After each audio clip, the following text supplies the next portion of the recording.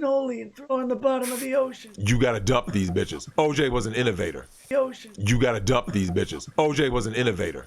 OJ was an innovator. OJ was an innovator. This is, I'm just like that. That's the part that's always shocking to me. It's like it's no knock on you. Like my question is, Gene, do you believe that there's such a more pressure? You know, they talk about the pressure on women to be married.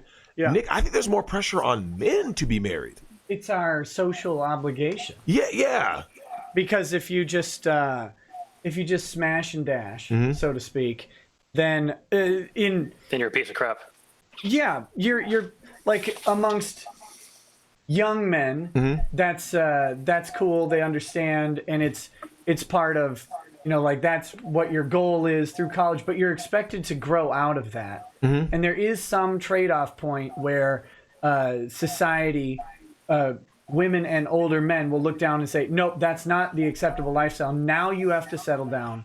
Now you have to do this. You have to provide. You have to do these things. Correct. You have to sacrifice. You have to sign your life away to the state. And what I'll say to that, Nick, is this. I actually wanted to build a family. Oh, say it again. The other part for me is I actually wanted to try to build a family. Yeah.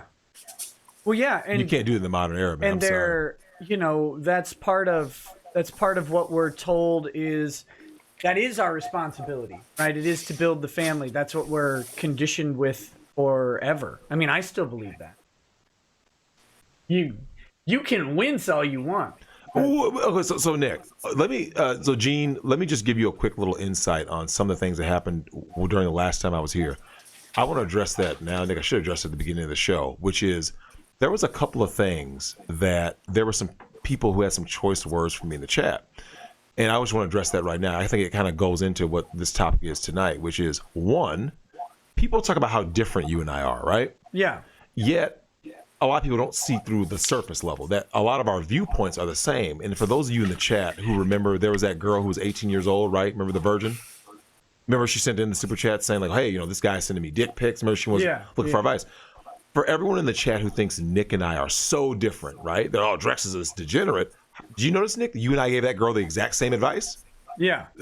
So what's that telling you? Is that our moral compass is actually very similar. We want strong families. We're both degenerate.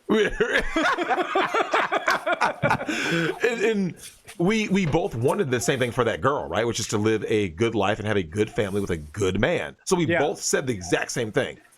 And now that goes to the second half of my point, which is there were people saying, oh, Drex hangs around, what kind of people is Drex hanging around?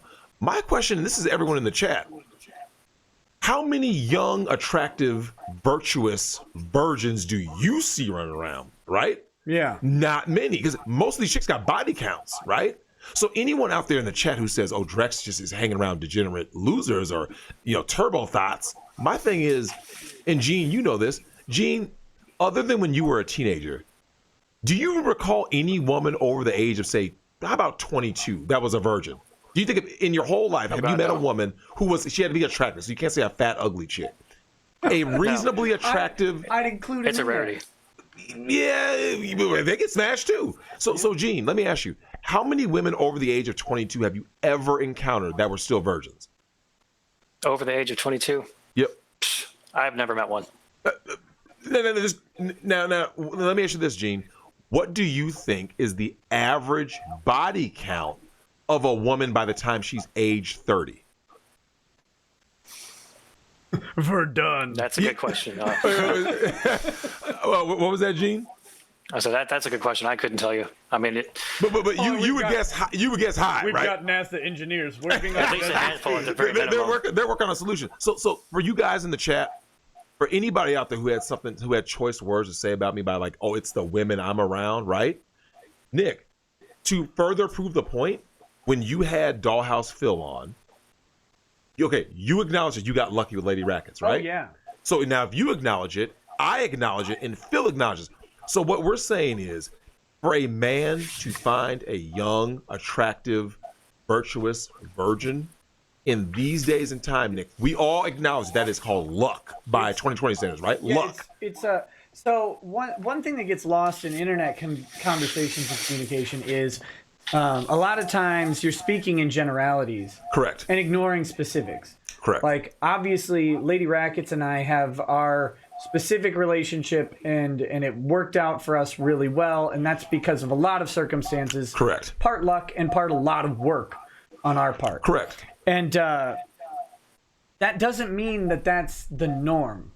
But you would acknowledge that if everyone, if people in the chat, guys in general are saying that's luck. Yeah, and what we'll have with people in the chat is we will have women who are not thoughts in the chat, and absolutely acknowledging that there are women out there who are not getting sucked in by culture. And by the way, a lot of thoughts are victims of culture. They are. Yeah. They are. And I'm glad you brought that up, because Gene, this is a question for you also.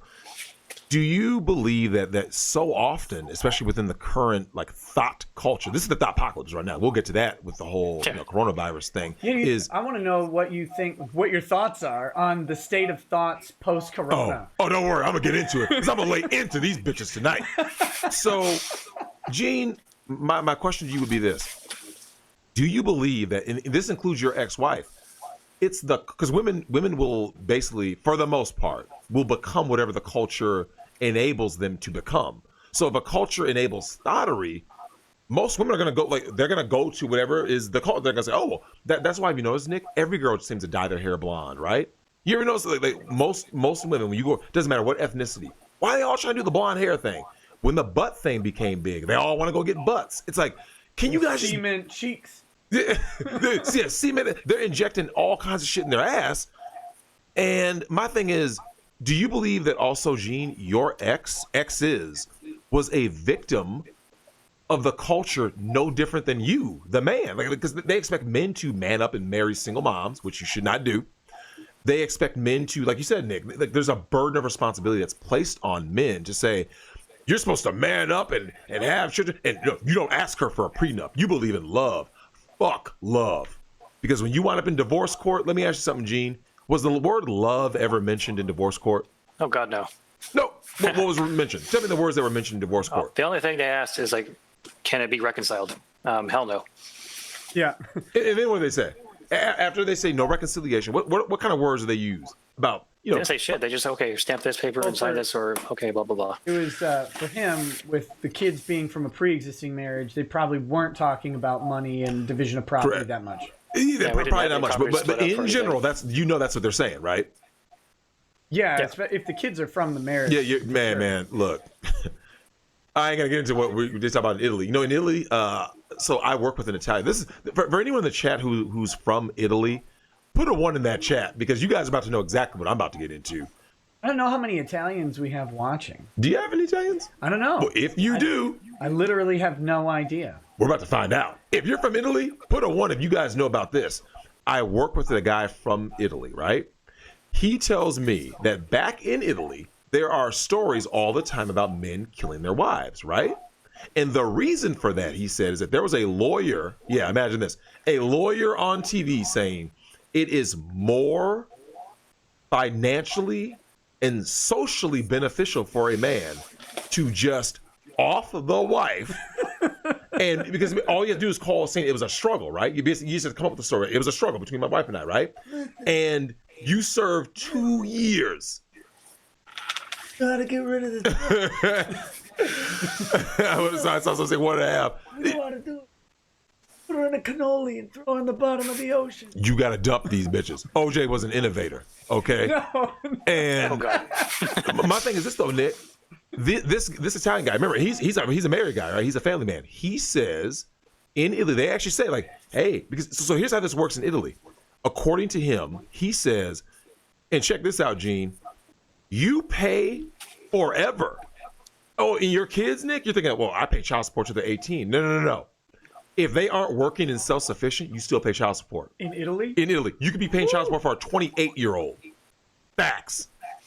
He said, so guys were like, so it was more beneficial to just OJ it and slide on the isotoners, right? Sadly. Hold on. Get out of there. Back up. Let's put a hand over there. We got a kid over there. So let me ask you something, Gene. What part of the culture do you believe kind of pushed you into your situation with both of your exes? to kind of, you know, be in that position where you stayed even though you saw she was most likely being unfaithful? Part of the culture that pushed me or pushed her?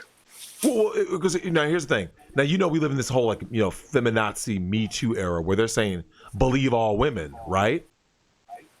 And do you believe that that's part of where you were kind of coming from, which is like, she's my wife, I love her, so I'm going to believe her, even though deep down Probably you know believe it. she's probably lying, right? Right. I'm sure that played a part of it. I mean, for me, on my end, I guess part of it was being a sheltered life, so I never really found anybody to, you know, build a foundation with. On her end, though, I mean, she's got a judge for a grandmother, so she gets away with a lot, probably. Or I know she does. And then things, you know, not just culture, but, you know, situational, because part of the situational is somewhat cultural, is, you know, things happen to women at a young age, you know, they get molested in some way, shape, or form, or something to that effect. And then it messes up their brain somehow. In her case, I believe that really did. So you're saying that I caught half of that. You're saying you believe your ex was molested at a young age. Is that what you said? She's told me that, you know. Do you believe it though? Honestly, when she said it, she said that her mom had kind of hoarded her out for dope, and I do believe it because her mom is where she gets that from. So I think it's at least partially true. On the other hand, she's extremely vindictive, and I do mean extremely. So she's going to do whatever the fuck she wants. Yeah, that's I don't buy that shit one bit. it's, you never know. These broads aren't getting raped, fam. Fuck that. They aren't getting raped, okay? And here's the reason why.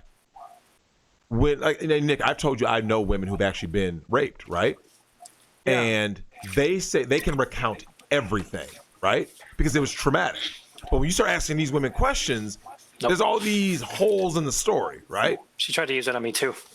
Oh, what's that? We had just gotten an apartment, and I just started working again. I was about to get a third job, and one of the guys that she was getting dough from, that she was fucking, he wasn't there or anything, but when I came home, she tried to tell me that she thinks that she was raped, and tried to give some little details about it, but she wasn't even doing a great job of that. He thinks she was. Yeah, That's it was all bullshit. A couple years later, I decided to leave work early because I was training somebody. So I left for a little bit, and sure enough, that same guy that she said, you know, raped her or whatever, was there at the apartment. And so when I knocked on the door, well, I didn't knock on the door. I was on the phone with her first, and I told her, I was like, well, open up the door. I'm right outside. She's like, what? It's like, yeah, open up the door. You know, instead of coming straight to the door, you know, takes her a few seconds. He's sitting out on the porch like it's casual or whatever. It's like, and he's like, Gene, you know me, or whatever. He's like freaking out or whatever. And it's like, dude, this ain't you. This is her. She's the one doing it, not you. Get out. But at the same time, you know, All these bitches is lying. but the dude though, in that situation, I gotta put. You know me. Why are you freaking out if it's all casual and I know you? And the thing is, I didn't actually know him. I've only met him a couple of times. I don't know him. Right. Yeah. But when you saw his face and you recognized him. He just gave it up right there. Correct. You know me. What? Why are you spazzing out, man? You spazzing. Right. You know, you act naggy. So, look, Gene, listen, man. I'll tell you where my stance is on Me Too. Fuck Me Too. And this is the thing I've told Nick on numerous occasions. And Nick, this goes back to what you said about, you know, some of the things I've said on streams where women have probably contacted you saying like, hey, we're not all like that. Yeah. And this goes back to this, Nick. We know, but listen to this, ladies. Me Too was the last straw for, we're talking about most men, Nick. Like, we're done. Like I said, you're a married man, Nick. You don't know. I'm telling you what's out there. Me Too was the last straw. Dudes are fucking done. They're like, all right, we're done. Women believe Me Too is a first step. This is the first step in helping gender relations. Dudes are looking like, no, we're done with you bitches. Hence, MGTOW has grown. Hence, IPMOR has grown. Hence, SYSBM has grown. All of this stuff has grown. What are all these damn acronyms? Right? So these acronyms are basically they're all just men just walking away, right? Dudes are just fucking done. They see the family court. So what ends up happening is these women who are saying, well, Drex, I want to be a traditional wife. And this is what I hate. so many good women out there, the good ones that are left, Nick, are going to be left behind because of the actions of so many bad ones, right? Mm-hmm. The family court has ruined so many men. What do you think about that, Gene? Like you know, like obviously in terms of like the Me Too thing, but like, what do you feel about what has happened now with your experience with 2 wives? Going forward, what do you think is your take going forward with women in general from this point forward? I don't trust bitches, but I don't really trust people in general. But that's not just part of it. As far as that, I mean, you really have to be careful now. I mean, you say the wrong thing, and then all of a sudden he raped me. Yep. Yeah, and fuck these bitches, man. We were talking about this earlier. Don't talk about the subject because it's a little bit confidential for now. But we were talking about earlier. With social media, people can just make up a story. Absolutely. And you're done. With no recourse. So, Gene, think about this. Let's say you're a political figure. Let's say you're a public figure, just any public figure, right? You're living your life. Everything is good.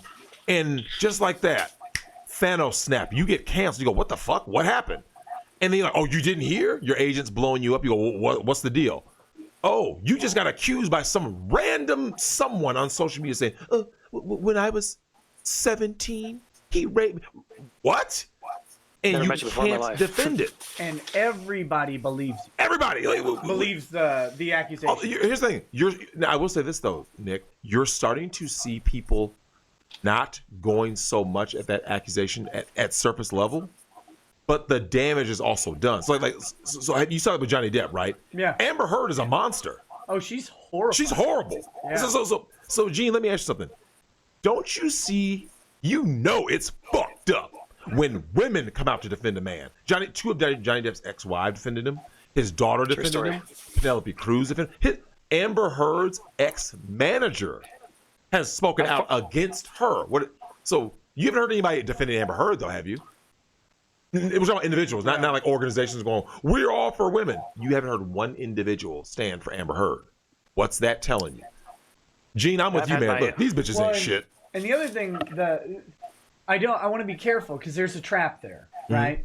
Oh, no one in that group is standing up for someone.